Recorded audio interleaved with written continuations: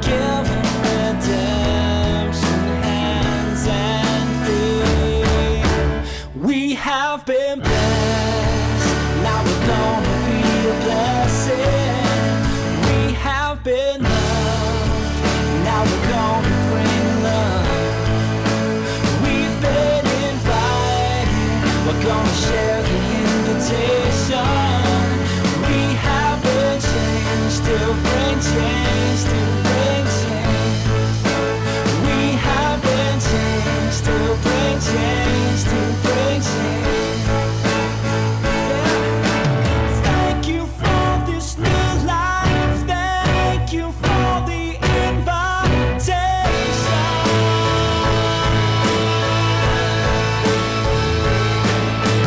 God, we want to live it loud enough to shake the nation.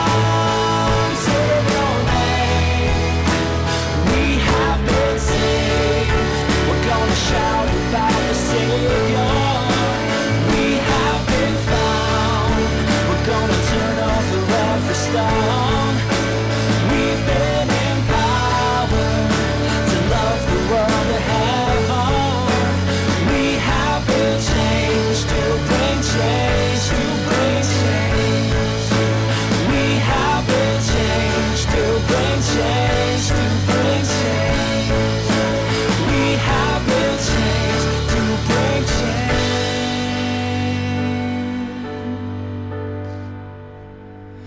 to bring change.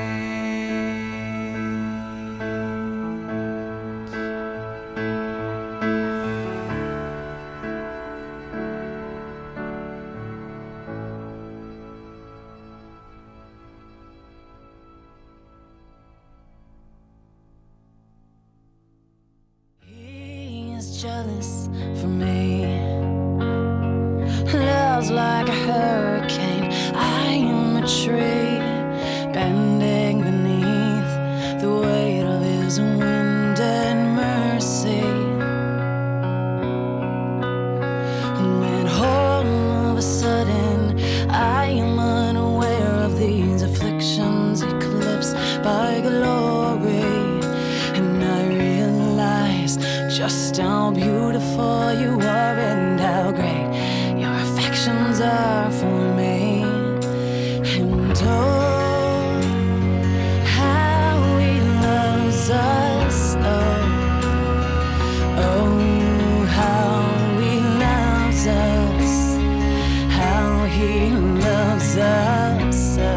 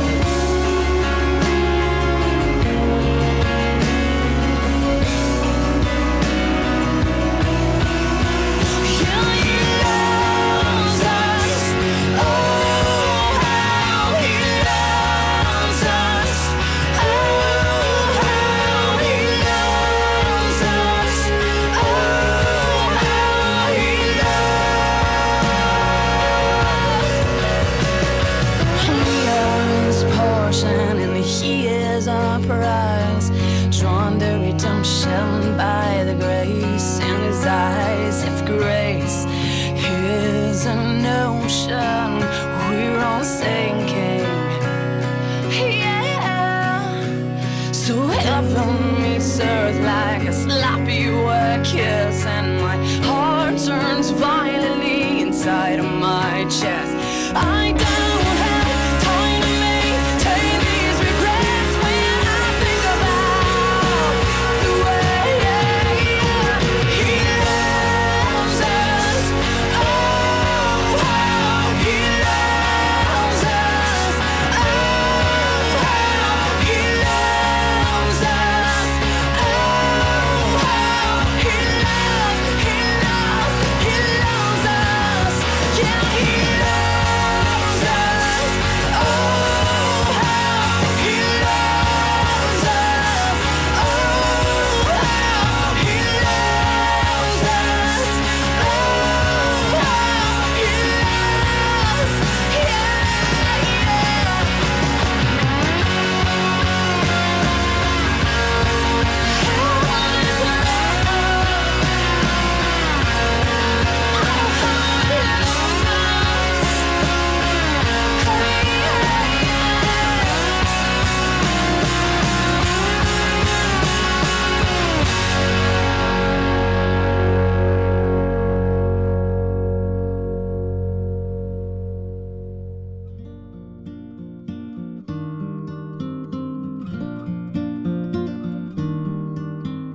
Great is thy faithfulness, O God, my Father. With us this morning.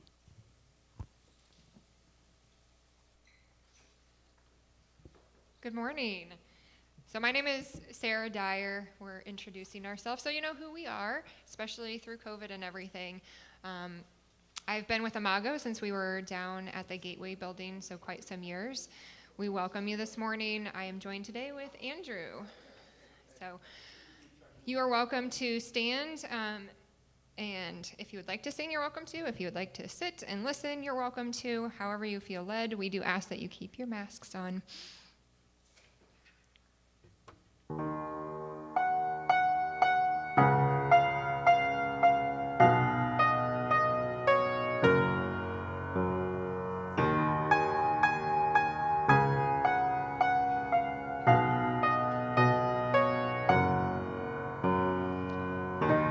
Before I spoke a word, you were singing over me. You have been so, so good to me. Before I took a breath, you breathed your life in me. You have been so, so kind to me. Oh, the overwhelming, never-ending, reckless love of God. Oh, it chases me down, fights till I'm found, leaves the 99. I couldn't earn it, I don't deserve it, still you give yourself away. Oh, the overwhelming, never-ending, reckless love of God.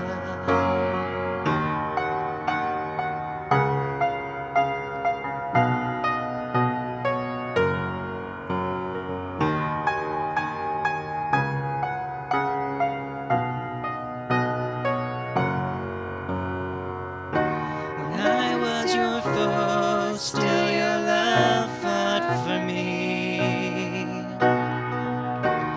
You have been so, so good to me. When I felt no worth, you paid it all for me. You have been so, so kind to me. Oh, the overwhelming, never-ending, reckless love of God. Oh, it chases me down, fights till I'm found, leaves the 99. I couldn't earn it, and I don't deserve it, still you give yourself away. Oh, the overwhelming, of God.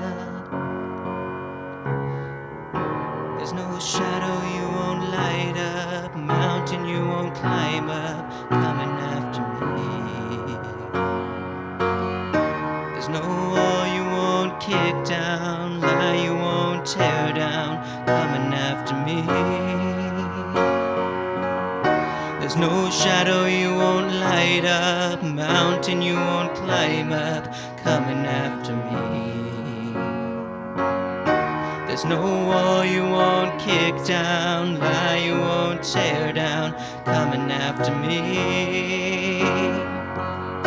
There's no shadow you won't light up, mountain you won't climb up, coming after me.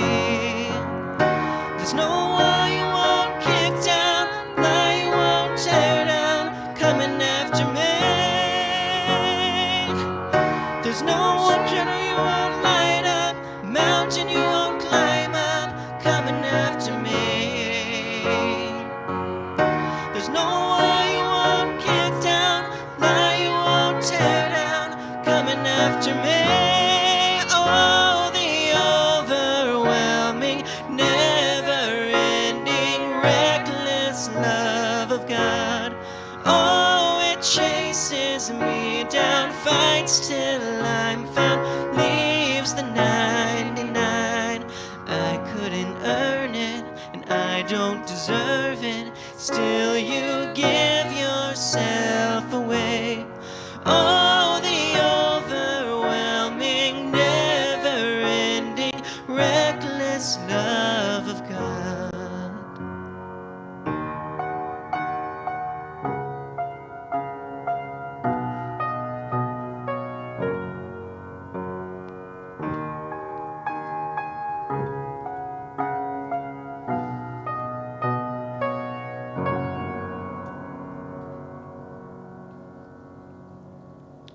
On this weekend before Valentine's, may we feel some of the love from God.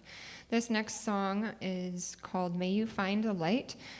A lot of the songs that I picked for this morning go along with our series that we're doing, which is called Grounded. And today we're talking about being grounded in our roots and kind of in our family and grounded in our home. So this next one is just a reminder of finding the light that helps to lead us home.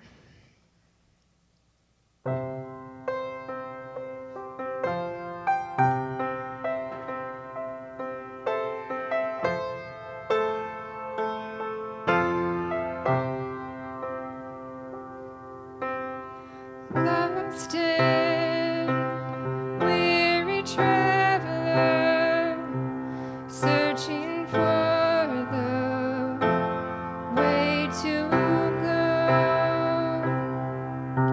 Stranger, heavy-hearted, longing for someone you know. May you find a light. May you find a light. May you find a light to guide you home. There are weary travelers searching everywhere you go.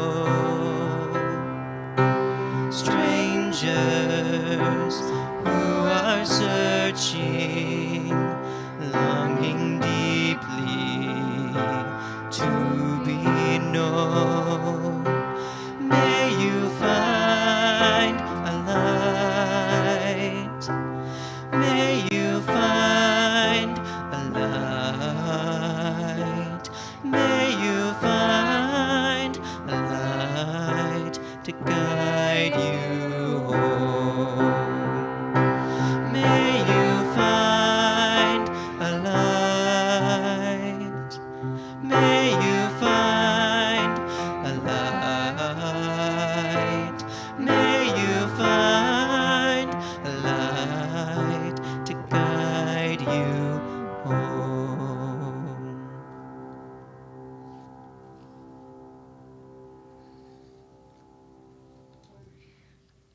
This next one is a new one.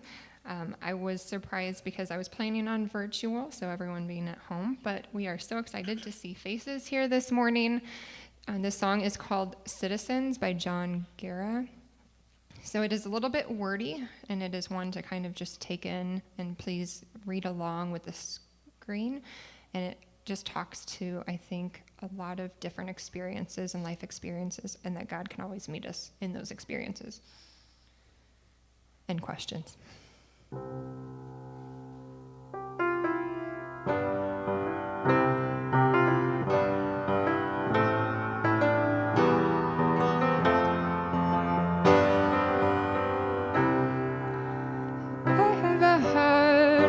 Questions, writing all my suggestions. What is the meaning of Christian in this American life? I'm feeling awfully foolish, spending my life on a message. I look around and I wonder ever if I heard it right. Coming to you 'cause I'm confused, coming to you 'cause I feel used, coming to weep while I'm waiting. Tell me you won't make me go. I need to know there is justice, that it will roll in abundance, and that you're building a city where we arrive as immigrants, and you call us citizens, and you welcome us as children home. You were alone and rejected, misunderstood and detested. You gave it all, didn't hold back. You even gave up your life. How can we call ourselves Christians, saying that love is a tension between the call of the cross and between the old party line? Coming to you for the mothers who are running for cover. There is a flood from their weeping. Tell me you won't make them go. There is a man with a family. He has a wife and a baby. He broke the law just to save them, working for $3 an hour. Truly you said we were equal. Everyone's heart is deceitful. Everyone born is illegal, when love is the law of the land. Coming to you for the hungry, eating the scraps of this country. Didn't you swear you would feed them? Tell me you won't make them go. There is a wolf who is renting all of the sheep. They are clapping, promising power and protection, claiming the Christ who was killed by a common consensus. Everyone screaming Barabbas, trading their God for a hero, forfeiting heaven for Rome. Coming to you 'cause we're angry, coming to you 'cause I'm guilty, coming to you 'cause you've promised to leave the flock for the one. I need to know there is justice, that it will roll in abundance, and that you're building a city where we arrive as immigrants, and you call us citizens, and you welcome us as children home. Is there a way to love always, living in enemy hallways? Don't know my friends from my foes, and don't know my friends anymore. Power has several prizes, handcuffs can come in all sizes.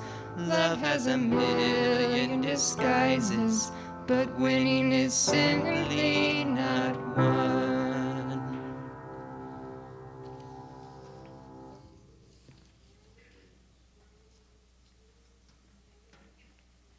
Good morning again. At this time, if you have any prayer requests or praises or hopes that you have for this next week, you can let us know at this time. If you have any that you'd like to post online, you can do that too. And we'll give just a couple of minutes for that to take place. I know for sure that we can pray for our teachers and administration and personnel. They still need our prayers. So, Lord, in your mercy, please hear our prayers. And, Lord, in our gratitude, please hear our prayers. For those that are in health care, let me just put you on the spot this morning. Who here this morning works in health care?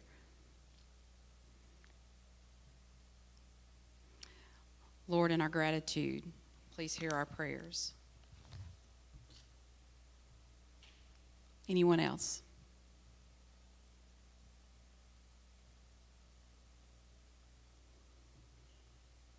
Let's open up this time in prayer. Would you pray with me? God, we thank you for this day. We thank you that we are able to meet virtually and together. God, we pray for those that are sick and struggling, for those that don't know if they'll make it or not, for those that are looking for you, wondering where are you. God, I pray that you would reach out and touch those that need you this morning, God. And to be honest, if I'm being honest, we all need you, no matter what our state or condition right now. God, I pray that you would just be with us as we go through these days. Remind us that you love us, and because you love us, we are to love others. No qualifiers, to just love. God, I pray that you would go with us throughout our work week, that we might be a light for someone around us, that we might bring joy to someone around us, and that we would be ever mindful that you are with us, working through us, bringing peace into this world, maybe through us, I hope, God. And I pray all these things in your Son's name. Amen. Just a few announcements. We're going to continue our series on being grounded from the book by Diana Butler Bass. We're going to look at how people are finding new spiritual ground through a God who resides in the world with us. And so last week, Vicki Brown spoke to us about finding God through creation and water, earth, sky.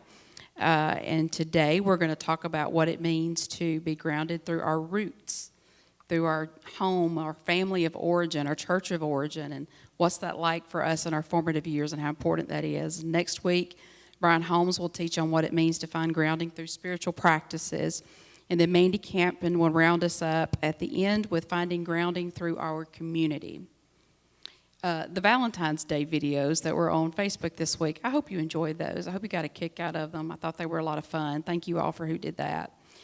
We are starting a Lent small group, and there is a Facebook poll on our We Are Imago page. And if you would, please respond to that poll so we know the best timing for that endeavor. Mandy Campen is putting this all together for us, and you're not going to want to miss this. This will be good. Godly Play for our children will resume next week. And Holly asked us to check our email inbox for today's lesson. The Grief Group will meet next Sunday instead of today. So those of you who are into the Super Bowl, that's football, right? Just kidding. For those of you that need to see the Super Bowl, you get to do that today. And as of now, the Grief Group will be in person. Cross our fingers that it will remain that way.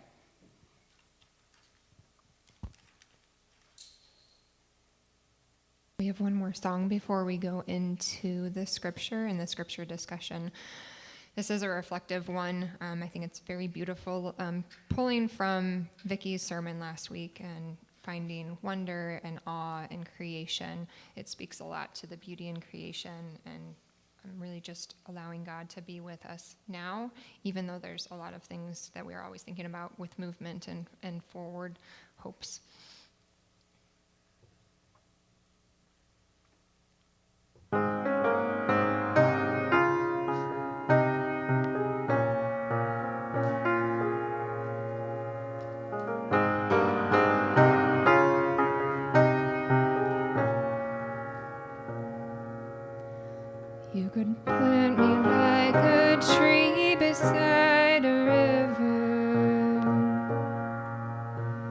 entangle me in soil and let my roots run wild. And I would blossom like a flower in the desert. But for now, just let me cry. You could raise me like a banner in a battle. Put victory like fire behind my shining eyes. And I would drift like falling snow over the embers. But for now, just let me lie. Bind up these broken bones. Mercy, bend and breathe me back to life. But for not before you show me how to die. Set me like a star before the morning, like a song that steals the darkness from a world asleep. And I'll illuminate the path you've laid before me. But for now, just let me be. Bind up these broken bones. Mercy, bend and breathe me back to life. But not before you show me how to die. Let me go like a leaf upon the water. Let me brave the wild currents flowing to the sea. And I will disappear into a deeper beauty. But for now, just stay with me. God, for now, just stay with me.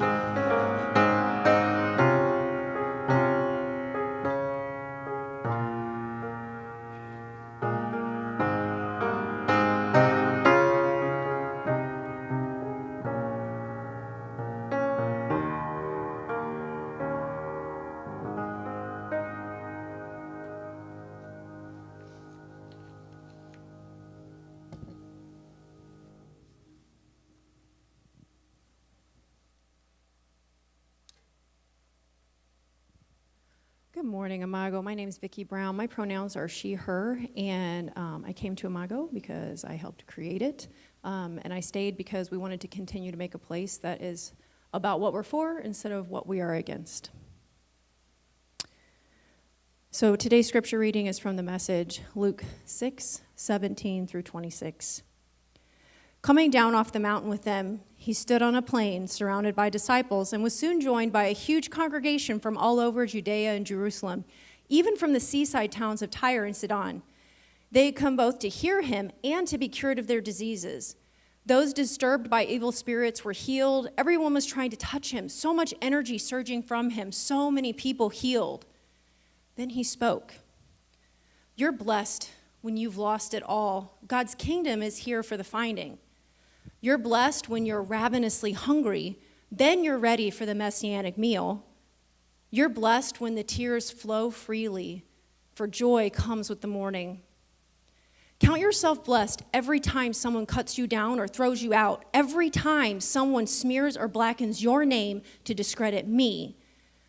What it means is that the truth is too close for comfort and that that person is uncomfortable. You can be glad when that happens. Skip like a lamb if you like, for even though they don't like it, I do. And all heaven applauds. And know that you are in good company. My preachers and witnesses have always been treated like this. But it's trouble ahead if you think you have it made when you have is all you'll ever get. And it's trouble ahead if you're satisfied with yourself. Yourself will not satisfy you for long. And it's trouble ahead if you think life's all fun and games. There's suffering to be met, and you're going to meet it. There's trouble ahead when you live only for the approval of others, saying what flatters them, doing what indulges them. Popularity contests are not truth. They're not truth contests. Look how many scoundrel preachers were approved by your ancestors. Your task is to be true, not popular. This is the word of the Lord.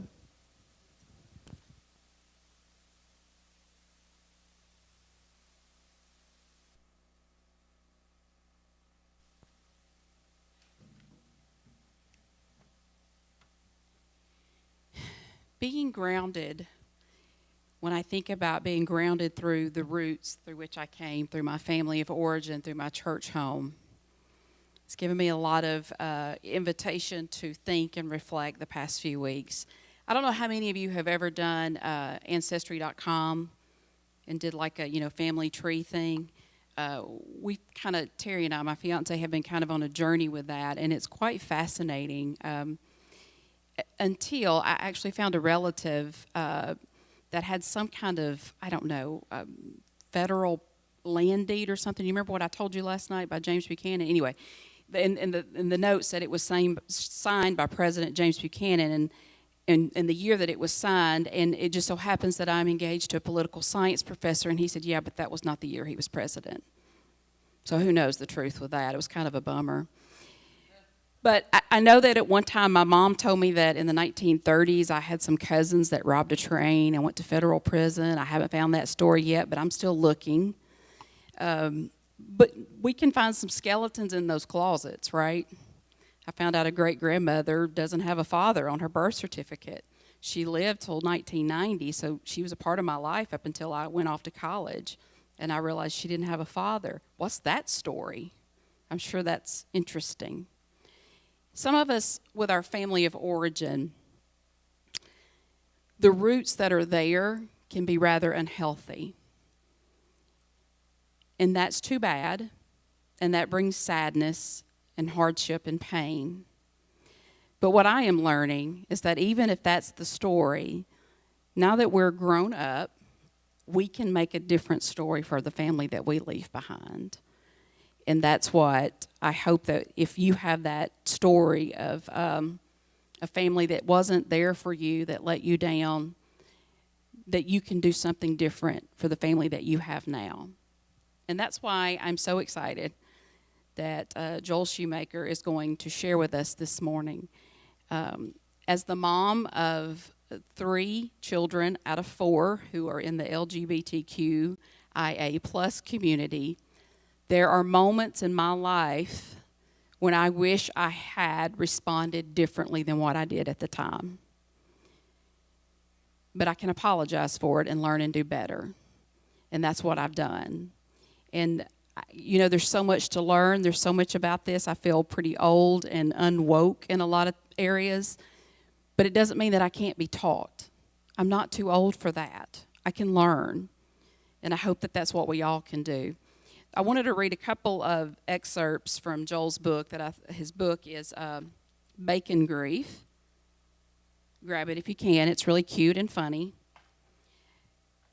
So Joel's character in this book, or his characters are Charlie and Tim.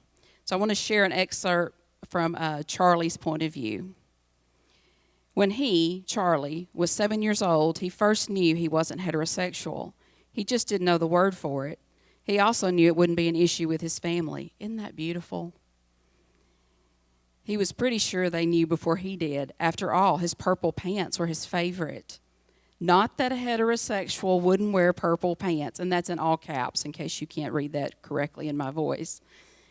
This is encouraged behavior, which would likely result in greater happiness for heterosexuals. I agree, purple pants probably would make us happier.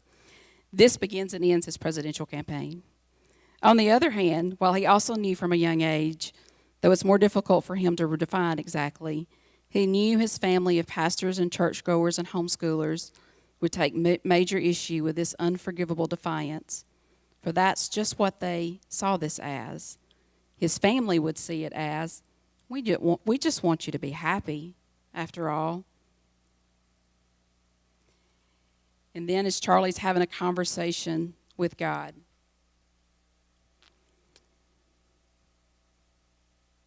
they were innocent once. They always are, once upon a time. They were the type that skipped rocks and made mancala out of egg cartons, the type that collected stamps and traded Pokemon cards. Something happens. It always does. And when it does, afterwards, every day, he prays for it to go away. Without ceasing, he prays, Lord, heal me. Take away my sin. Make me just like everyone else. He prays a similar prayer at first. He prays to be acceptable to God. He prays that he take away his desire. He regularly prays that. He just asks that he is able to maintain his keen fashion sense. And so they pray. And in that way, they're exactly the same, or they were. He still does. He prays for forgiveness for his thoughts and for a change to his nature and a ceasing of actions that seem inevitable. He listens, on the other hand. He sits and waits now. And every once in a while, if he's really patient and he really listens, he feels like he can hear something. He feels like he hears almost a sort of reassurance.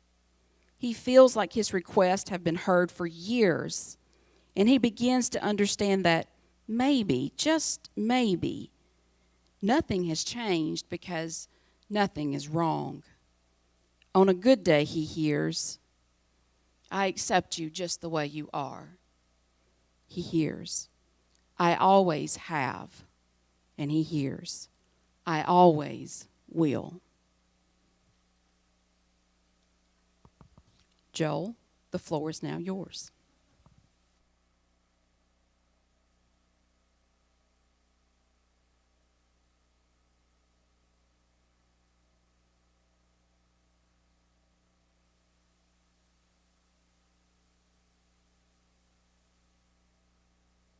The potato family sat down to dinner.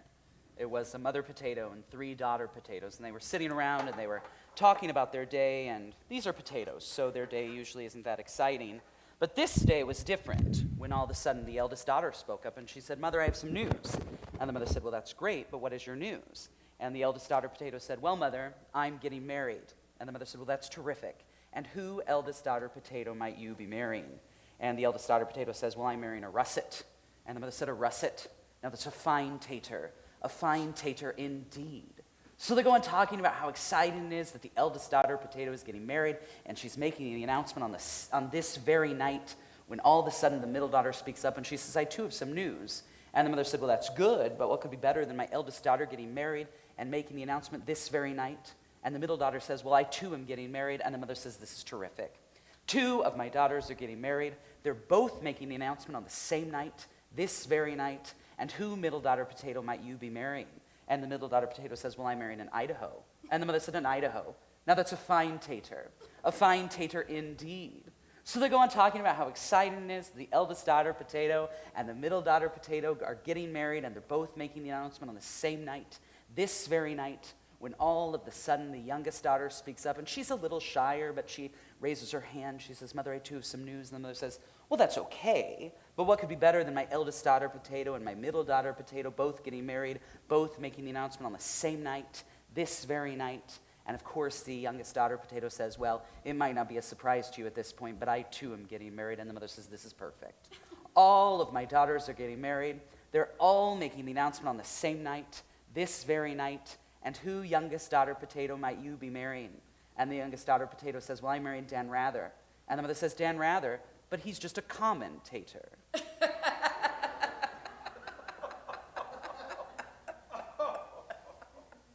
I've been a storyteller, an entertainer, and specifically a magician since I was 7 years old. I've told this same silly little joke for at least the past 17 years and probably longer.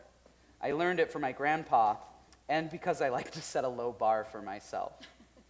You'll see. I've been doing magic since I was 7, and I did bring along a deck of cards. And just for simplicity, I'm going to have Melinda help me with this. But I'm going to turn one of these. I think I'm going to turn, I didn't plan this projector part out, but I want the camera to see if they can. So I'm going to turn this music stand around, and hopefully you can see what's on it. If not, I'll tell you what's on it. Do you think that's going to be in the camera, or? Okay, cool. So this pink card is a prediction.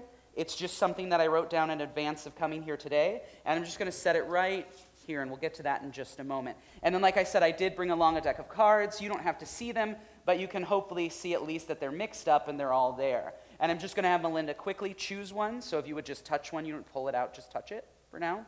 Which one? The King of Hearts. The King of Hearts. Are you sure that's the one you want? Sure. Even if I asked you to choose a different one, that would be the one that you would choose? Perfect.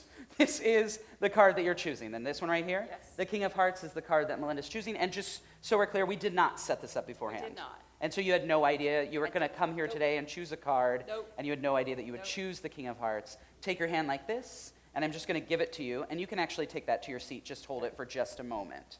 She chose the King of Hearts. She could have chosen any card that she wanted to. I wrote a word on this card. This is my prediction. And I think, by the way, I should have prefaced this by saying I've been practicing this trick for a long time, and I think you're really going to be impressed by this. That's a cue for you should like it. Okay? Perfect. So this is a card, this is a word that I wrote down, or a prediction that I made in advance. You chose the King of Hearts, and we've established that you had no idea that you would be choosing that card coming here today. And is it your lucky card, your card that you win a lot of money in poker with, or just a random card? And you have it. And again, there are 52 cards that she could have chosen. She chose the King of Hearts, and this is my prediction. And I'm going to open it up, and I'm going to have you read it out loud if you don't mind. Bruce. It says Bruce. That's my prediction. And when I'm practicing this trick, the King of Hearts actually is the one card that I call Bruce. Thank you. In just a moment, though, you will probably want to touch that card and turn it over. Don't do it until I ask you to, okay? Because I didn't know if that would be impressive. I never do. That's why I like to survey these sorts of things. And so I wrote, it just in case you didn't believe me, just in case coming in here you didn't believe that the King of Hearts was the one card that I called Bruce. I wrote on the back of some of these cards. Like I said, don't turn yours over yet, but the back of this one says Paul. Paul is my grandpa, and he told very, very long jokes. My favorite story about my grandpa is how much he loved it when I stabbed myself in my eye. My grandpa built a stage for me. He took me to magic lessons, and he would ask me over and over, practically every time he introduced me to someone new, do the creamer trick. Do the trick with the creamer. The creamer trick is the trick where I stab myself in the eye. It's just that the creamer was the secret. You take the creamer and you hide it into your hand, and then you stab it like you're stabbing yourself in the eye, and the cream comes out. It's really fun. Try it at home. My grandfather ruined the punchline every single time. My grandfather's name is Paul. Paul told long jokes. My joke, the one about the potatoes, it's longer. My joke, the one about the potatoes, it's worse than my grandpa's jokes. And so to my grandpa, who's now in heaven, I win. That's Paul. He's the Queen of Hearts, which is close. But you didn't choose the Queen of Hearts. You didn't choose Paul. You chose the King of Hearts. This is Viola. My grandmother was Viola. She and I would roll $50, in paper, the paper rolls. I don't know why we did that, but it was a thing that we would do. And one day I found a coin that was the same size and the same shape as a $50. But everything else about it was different. I was very young at this point. And she told me to keep it. She wasn't interested in that coin because that coin was not a $50. So I kept it. And I would later look it up. It was a 1909 Morgan silver dollar. In mint condition, it would have been worth $900. It's in trash condition, and it's worthless, and I still have it today. I've written the name of family members on the back of these cards. This is Viola. This is the 6 of spades. You didn't choose the 6 of spades. The 6 of spades. She chose the King of Hearts. King of Hearts. So she did not choose Viola. This is my sister, Ronnie. I wrote her name on the back of a card because she's one of my most ardent supporters. This is my father's name, Richard, another one of my supporters. And then this is my mom's name, Tina. I could go on and list all of these, but I won't. But I will tell you that they're all members of my family. This is my Uncle Jeff. He's on the back of the two of spades. These are my family's names, and my uncle's name is Bruce. There are 52 cards here, 52 members of my family. You chose the King of Hearts. I predicted my Uncle Bruce. You can now turn it over and tell us what it says. It says Bruce. It says Bruce. I grew up with all of these people in the Catholic tradition. I don't think I need this anymore, so I'm just going to put that down there. I wrote a little bit about that in my tiny little sort of creative memoir called Bacon Grief, and I'm going to share those pages with you now.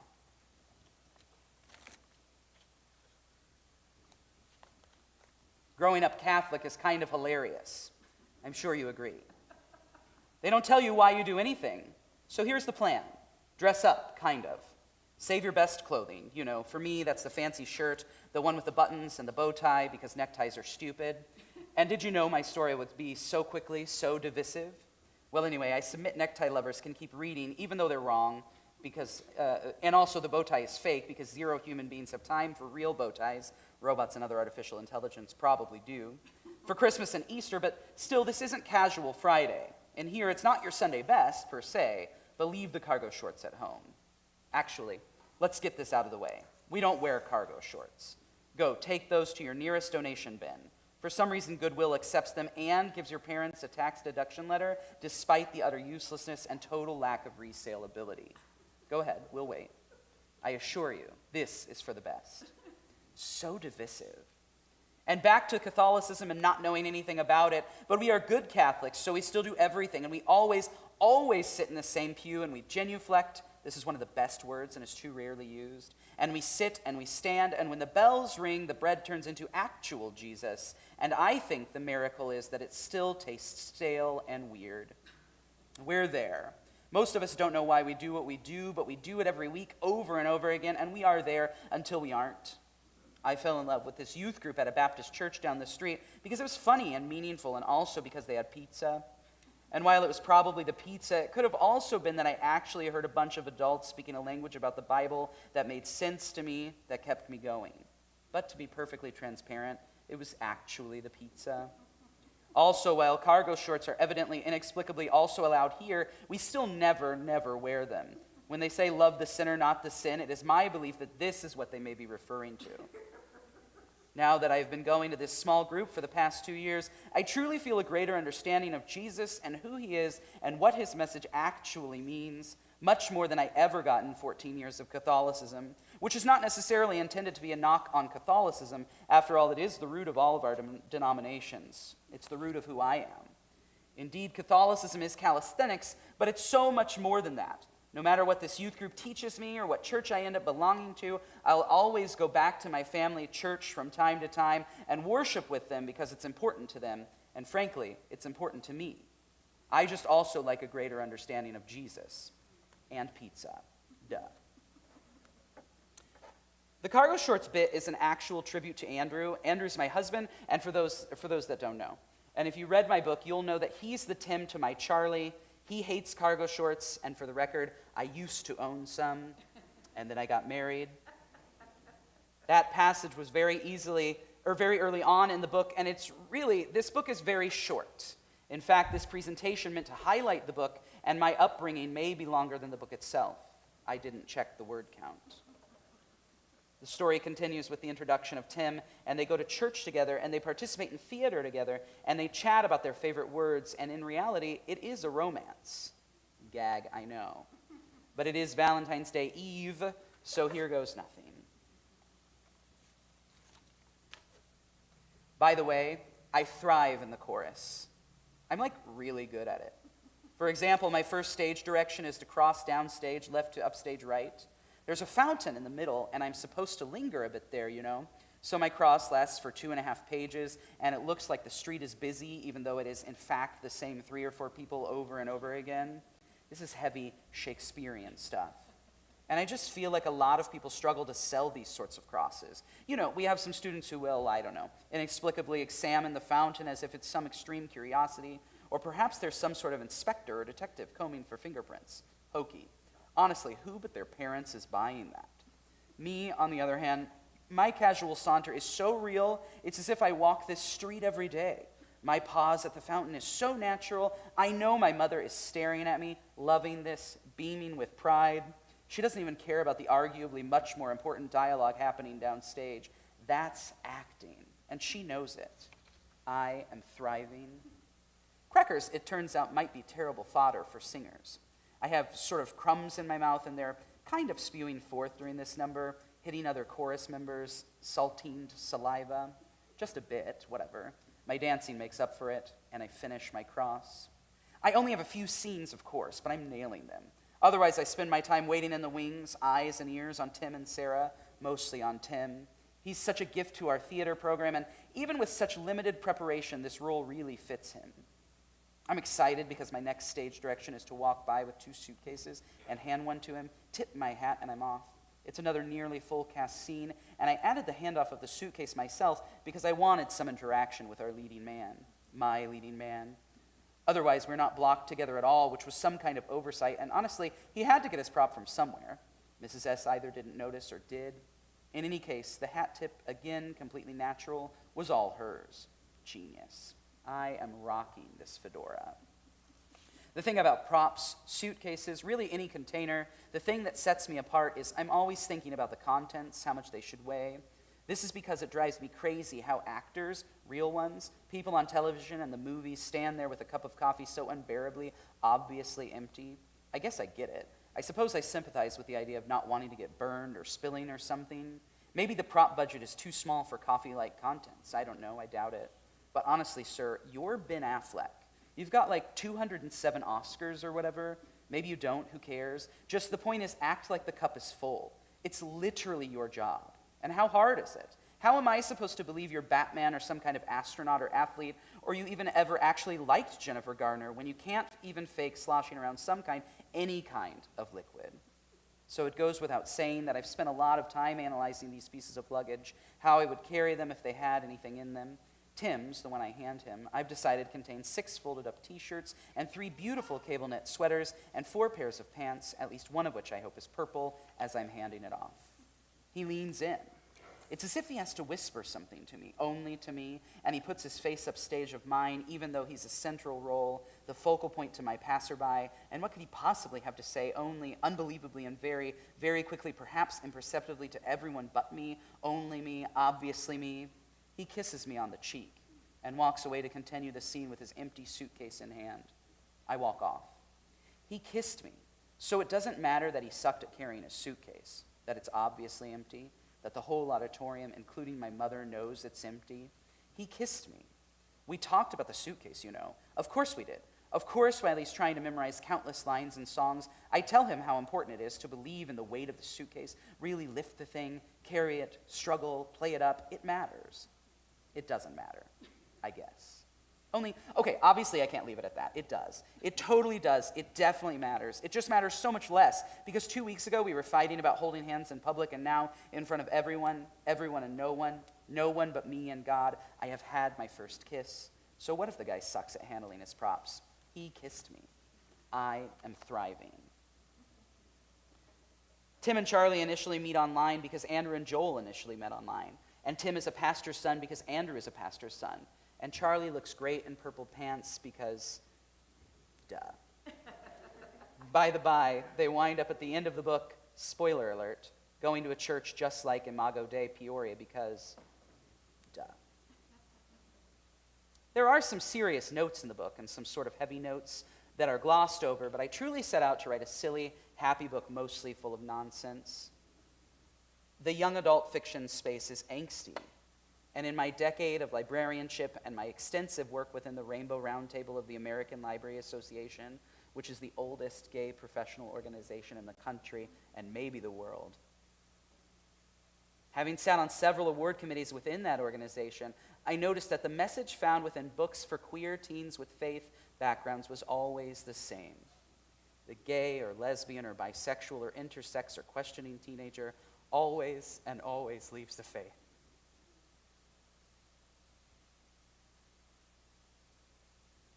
And while that is a truth for many people, LGBTQIA+ and otherwise, it wasn't my truth. And I knew there were others like me, others that wanted to cling to Jesus. Here are just a few of them. Quote, I'd love to see more books that celebrate faith and sexuality. As someone who identifies as a lesbian woman and a Christian, I search for fiction that reflects my life, and as I'm sure you know, it just isn't there yet. So along with the congrats goes a very grateful thank you, end quote. Quote, this is wonderful. I'm buying it for my library and posted it in the New Evangelicals Facebook group. There are about 3,000 people in it, and I think many would find your book really helpful.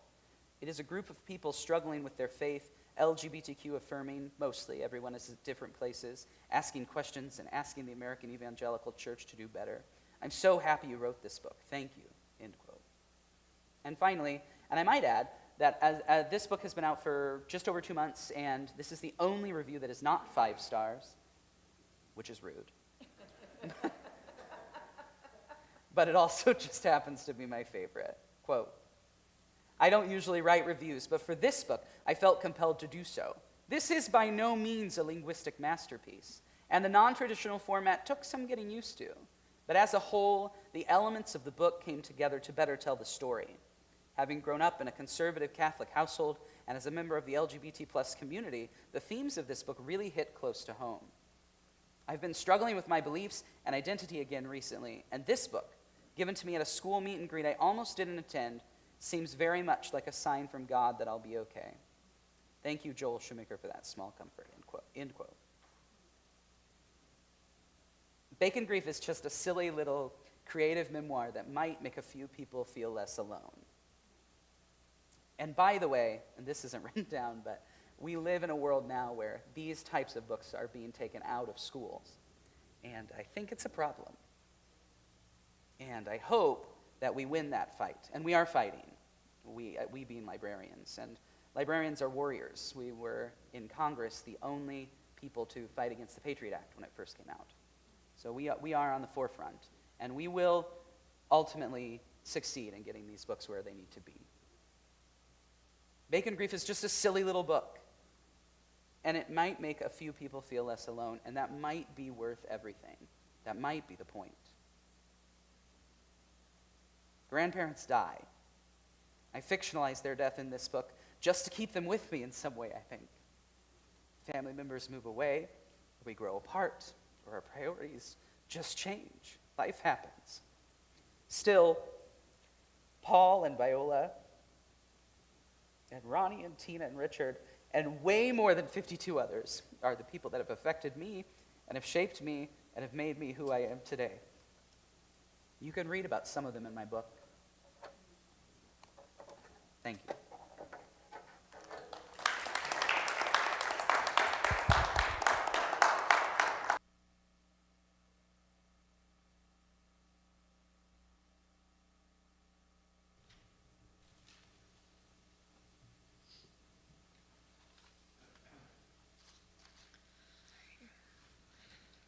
Thank you so much, Joel. This last song is the continual reminder that you belong here and that anyone is welcome here.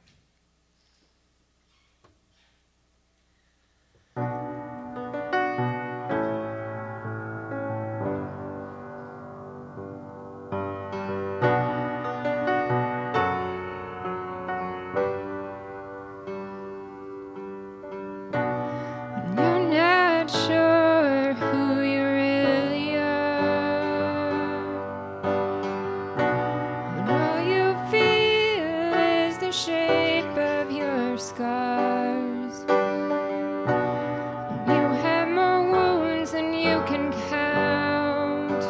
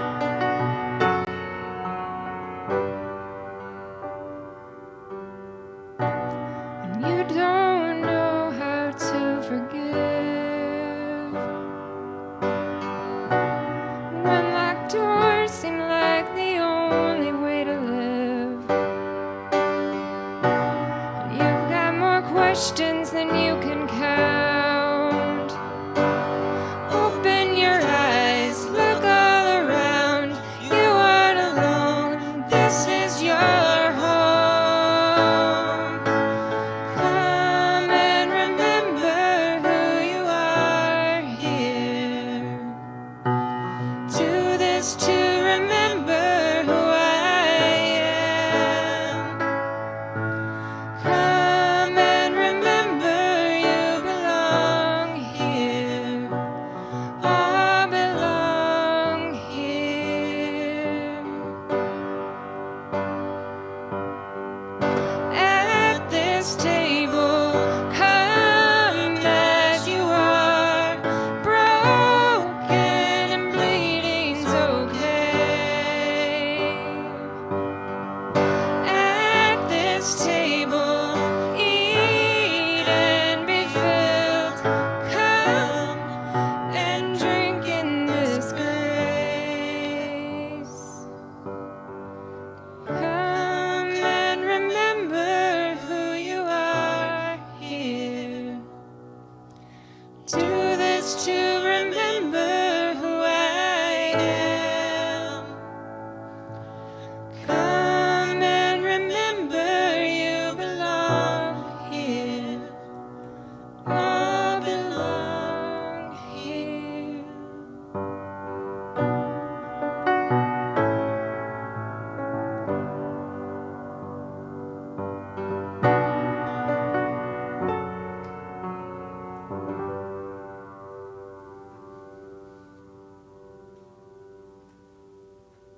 Thank you so much, Joel.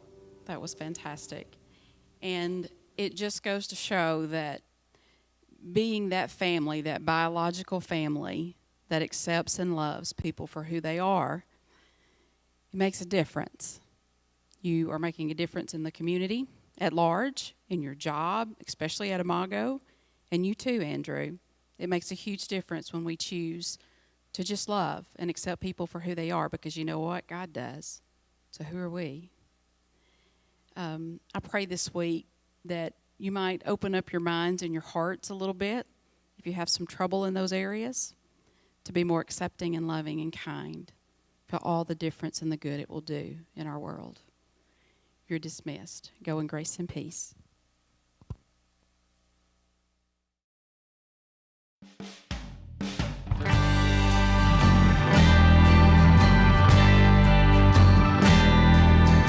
Come thou long expected Jesus, born to set thy people free from our fears and sins, release us.